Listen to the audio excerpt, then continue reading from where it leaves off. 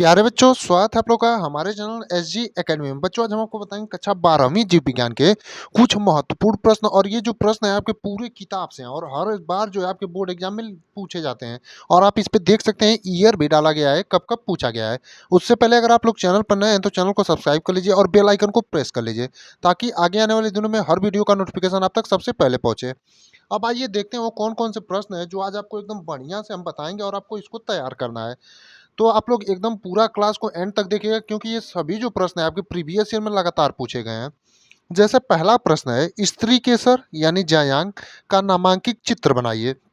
यानी कि आपका जो स्त्री केसर है और जायांग जिसे कहते हैं का नामांकित चित्र बनाने के लिए जो है आपके बोर्ड एग्जाम 2025 में देगा। तो इस प्रश्न को आपके किताब में जहां भी इसका आंसर होगा उसे आप लोग ढूंढ करके लिख लीजिएगा। अगर आपको किसी भी प्रश्न का आंसर करने में दिक्कत होगी तो आप लोग अगर कमेंट में 20 से 25 लोग आंसर के लिए कहते हैं तो हम जो है इसका आंसर भी आपको पूरा देंगे। अगला यानी दूसरा प्रश्न आपको तैयार करना है, परिपक्व परागकोश की अनुप्रस्थ कात का चित्र बनाइए। यानी जो आपका परिपक्व परागकोश होता है उसकी अनुप्रस्थ कात का जो है चित्र आपको बनाने के लिए पूछेगा। तो ये भी क्वेश्चन जो है आपका वेरी इंपॉर्टेंट क्वेश्चनों में से एक है। और आप देख सकते हैं 18 में पूछा है, 17 में पूछा है, 15 में पूछा है और 20 में पूछा है। और ये क्वेश्चन आपका और सालों में पूछा है, लेकिन क्या करता है थोड़ा मोड़ा घुमा देता है। यानी कि हमने एक तरीके से लिखा है, लेकिन कभी कभी पूछ देगा आपको परिपक्व परागकोश का चित्र बनाइए, ऐसे करके पूछ देगा। बस क्वेश्चन का लैंग्वेज जो है थोड़ा मोड़ा चेंज करेगा, बाकी क्वेश्चन आपके वही रहेंगे। प्यारे बच्चों, आप लोगों का सपोर्ट बहुत ही बढ़िया मिल रहा है, इसलिए हम जो क्लासेस है वो डेली ला रहे हैं, क्योंकि आप लोग जो है वीडियो को एकदम बढ़िया से लाइक कर रहे हैं और शेयर भी कर रहे हैं।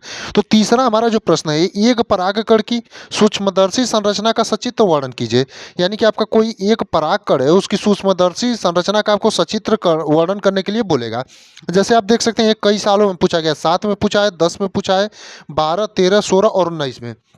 या फिर इसी क्वेश्चन को जो है आपको कैसे घुमा करके पूछेगा या ऐसे देगा कि परागकण के अंकुरण की प्रक्रिया को उपयुक्त चित्रों द्वारा समझाइए। यानी जो परागकण की अंकुरण की प्रक्रिया होती है उसको उपयुक्त चित्रों द्वारा आपको समझाने के लिए बोलेगा।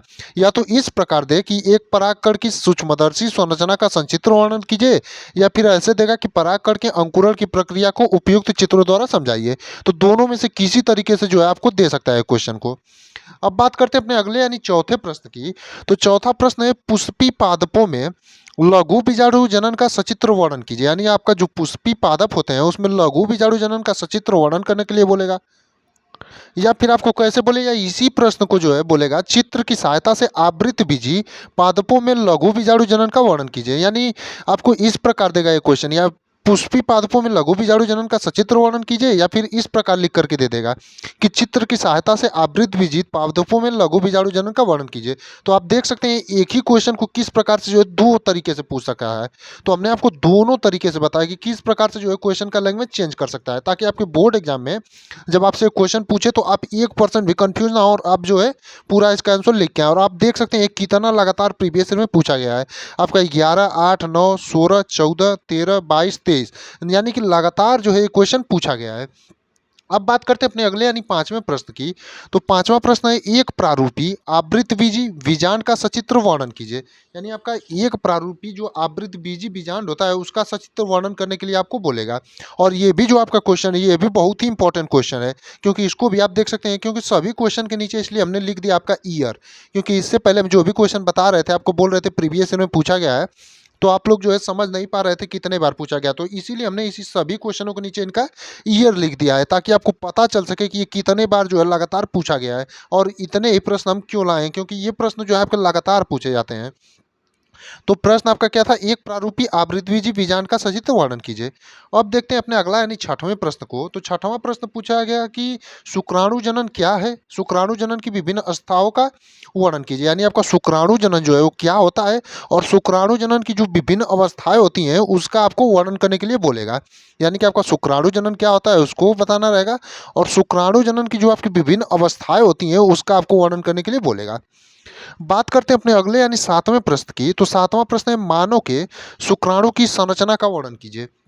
यानी कि आपका जो मानव के शुक्राणु की संरचना होती है उसका वर्णन करने के लिए आपको बोलेगा। और ये भी आप देख सकते हैं आपका 19 में पूछा है, 18 में पूछा है, 17 में, 22 में, 23 में, और ये हम 24 का जो ईयर है वो नहीं लिखे हैं। तो 24 में भी इसमें बहुत सारे ऐसे प्रश्न हैं जो पूछे गए हैं, तो 24 का ईयर हम गलती से मेंटेन करना इसमें भूल गए हैं, इसलिए आप लोग कंफ्यूज मत होइएगा, क्योंकि ये जो क्वेश्चन है आपके लगातार पूछे जाते हैं। तो इन क्वेश्चनों को आपका फर्ज है कि सबसे पहले आप लोग इन क्वेश्चनों को अभी तक नहीं तैयार किए हैं तो आप लोग जो है इन क्वेश्चनों को जल्दी से तैयार कर लीजिए। अगला यानी 7वां प्रश्न है, परीक्षार्थ संकरण क्या है, उचित चित्र की सहायता से समझाइए। यानी आपका जो परीक्षार्थ संकरण है वो क्या है, उसको आपको क्या बताना है, उचित चित्र की सहायता से समझाना है। यानी आपका जो परीक्षार्थ संकरण होता है उसको आपको जो है उचित चित्र की सहायता से बताना रहेगा। बात करते हैं अपने अगले यानी 9वें प्रश्न की, तो मानव में लिंग निर्धारण से क्या तात्पर्य है, इसकी क्रियाविधि का रेखा चित्र द्वारा वर्णन कीजिए। यानी आपका जो मानव में लिंग निर्धारण है उससे क्या तात्पर्य है और इसकी क्रियाविधि का जो है रेखा चित्र द्वारा वर्णन करने के लिए आपको बोलेगा।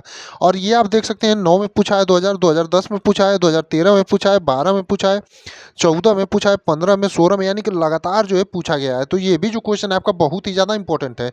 और आप देख सकते हैं जितने भी क्वेश्चन आपके लगभग 6 से 7 साल पूछे गए तभी हमने उन क्वेश्चनों को नोट किया है। तो सभी क्वेश्चनों का लगभग ड्यूरेशन जो है 6 से 7 साल का है। अगला यानी 10वां प्रश्न देखेंगे, द्विसंकर क्रॉस का चेकर बोर्ड की सहायता से वर्णन कीजिए। यानी आपका जो द्विसंकर क्रॉस होता है उसका आपको जो है क्या करना है, वर्णन करना है। और किसकी सहायता से, द्विचेक यानी क्रॉस का चेकर बोर्ड की सहायता से, यानी चेकर बोर्ड की सहायता जो है द्विसंकर क्रॉस का आपको वर्णन करना रहेगा। और ये भी जो क्वेश्चन आपका 4 साल पूछा है। अगला यानी 11वां प्रश्न है, डीएनए की आणविक संरचना का सचित्र वर्णन कीजिए। यानी कि आपका जो डीएनए की आणविक संरचना होती है उसका आपको सचित्र वर्णन करने के लिए भी बोलेगा।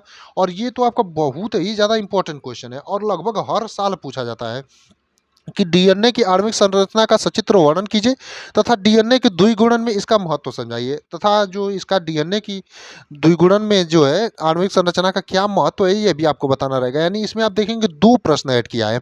पहला है डीएनए की आणविक संरचना का सचित्र वर्णन कीजिए और दूसरा है इसी में डीएनए के द्विगुणन में इसका क्या महत्व है। तो ये अगर ऐसे पूछेगा दोनों मिला करके तो आपका लॉन्ग आंसर टाइप में पूछेगा, और अगर अलग अलग पूछेगा तो आपका 3 नंबर में पूछेगा, यानी शॉर्ट वाले में। अगला यानी 12वां प्रश्न है, मिलर के प्रयोग का वर्णन कीजिए तथा नामांकित चित्र बनाइए। यानी मिलर का जो प्रयोग है उसका आपको वर्णन करने के लिए पूछेगा और उसका जो है नामांकित चित्र यानी नामों के साथ जिस पर नाम अंकित हो, नामांकित का मतलब जिस पर नाम अंकित हो, यानी कि चित्र बना करके आप सभी भागों का जो है नाम वहाँ पर लिखें, वो ऐसे आपको बताना रहेगा। यानी मिलर का जो प्रयोग है उसको बताना रहेगा और उसका चित्र बना करके पूरा नाम लिखना रहेगा। बाकी 12 ही प्रश्न जो है आज की क्लास में आपके लिए लाए थे। उम्मीद करते हैं आपको वीडियो एकदम पसंद आया होगा और इन 12 प्रश्नों को जो है आप लोग एकदम बढ़िया से तैयार करिएगा, क्योंकि ये जो प्रश्न है आपके लगभग हर साल बोर्ड एग्जाम में पूछे जाते हैं। तो इन प्रश्नों को आप लोग एकदम नोट डाउन कर लीजिएगा और इनके आंसर जो है याद कर जाइएगा। अगर किसी भी प्रश्न का आंसर आपको ढूंढने में परेशानी हो तो आप लोग कमेंट में जरूर बताइएगा, हम जो है इन प्रश्नों का सॉल्यूशन भी आपको करा देंगे। और आप लोगों से एक और रिक्वेस्ट है, वीडियो को लाइक भी करिए और शेयर भी करिए और जो है चैनल को सब्सक्राइब कर लीजिए, ताकि आगे आने वाले दिनों में हम कोई भी वीडियो चलाएं तो आप तक सबसे पहले जो है नोटिफिकेशन पहुँचे।